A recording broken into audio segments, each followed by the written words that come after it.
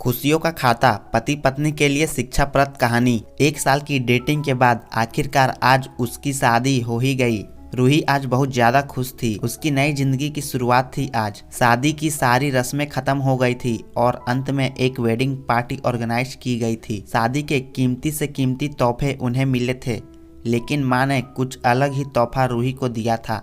माँ ने रूही को एक नई बैंक की पासबुक दी और कहा, बेटा, यह सेविंग्स अकाउंट मैंने तुम्हारे नाम पर खोला है और इसमें 1 लाख जमा कर दिए हैं। माँ ने आगे कहा, मेरी प्यारी बेटी, इस पासबुक को लो और इसे अपनी शादी की उन खूबसूरत यादों की तरह रखो जो तुम्हें जिंदगी भर याद रहेंगी।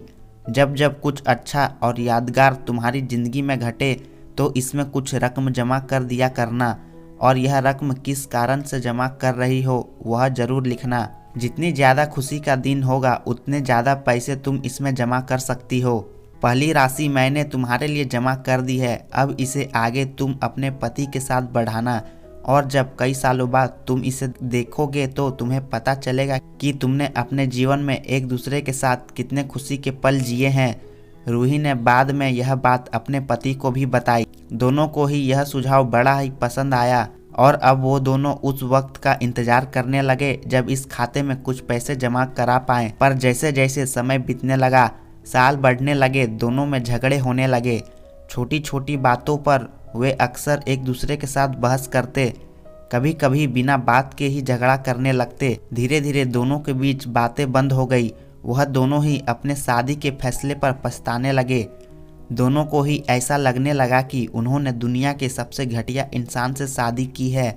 शायद उनके बीच का वह प्यार कहीं गुम हो गया जो पहले था। एक दिन रूही ने अपनी माँ से बात की, माँ, अब हम साथ नहीं रह सकते। हम दोनों ने ही यह फैसला लिया है कि अब तलाक लेकर अलग हो जाएं। मुझे समझ में नहीं आ रहा है कि मैंने ऐसे इंसान के साथ शादी करने का फैसला कैसे लिया था। उसकी माँ ने कहा, बिल्कुल, इसमें कोई बड़ी बात नहीं है।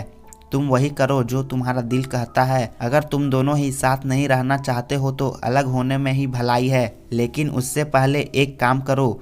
तुम्हें वह पासबुक याद है जो मैंने तुम्हें तुम्हारी शादी के दिन दी थी? सबसे पहले उस खाते में जमा सारे पैसे निकालो और उन्हें खर्च कर डालो। तुम्हें ऐसी कमजोर शादी का कोई भी रिकॉर्ड नहीं रखना चाहिए। रूही अपने माँ की बात से सहमत थी, इसीलिए वह वहाँ से सीधे बैंक चली गई और बैंक में लाइन में लग गई ताकि उसे अकाउंट को बंद करवा सके। जब वह लाइन में खड़े होकर इंतजार कर रही थी तब उसने एक नज़र उस पासबुक के अंदर लिखे रिकॉर्ड्स पर डाली।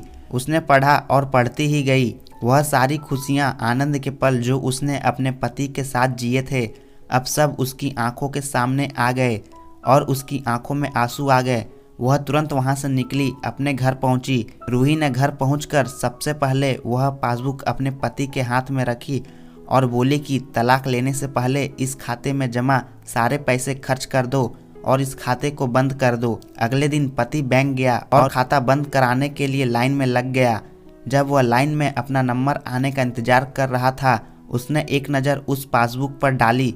उसने पासबुक के अंदर लिखे रिकॉर्ड्स को पढ़ा और पढ़ता ही गया।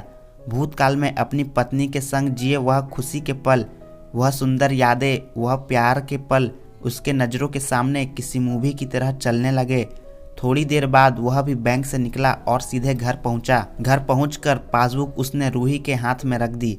रूही ने जब उस पासबुक को खोलकर देखा, उसमें एक नई एंट्री 10 लाख की थी और उसके कारण के रूप में लिखा था, यह वह दिन जब मुझे यह एहसास हुआ कि मैं तुमसे कितना प्यार करता हूँ और यह भी कि तुमने मेरी जिंदगी में कितनी खुशियाँ लाई है। वह दोनों एक दूसरे के गले लग गए, खूब रोए और उस पासबुक को संभाल कर तिजोरी में रख दी। दोस्तों, जिंदगी में गिरना कोई बड़ी बात नहीं है। जब आप किसी भी कारण से गिरते हो तो आपको हमेशा कहाँ गिरे हो उससे ज्यादा गिरने से पहले आप कहाँ थे वह याद रखना चाहिए। गलतियों को सुधार कर आगे बढ़ने का नाम ही तो जिंदगी है।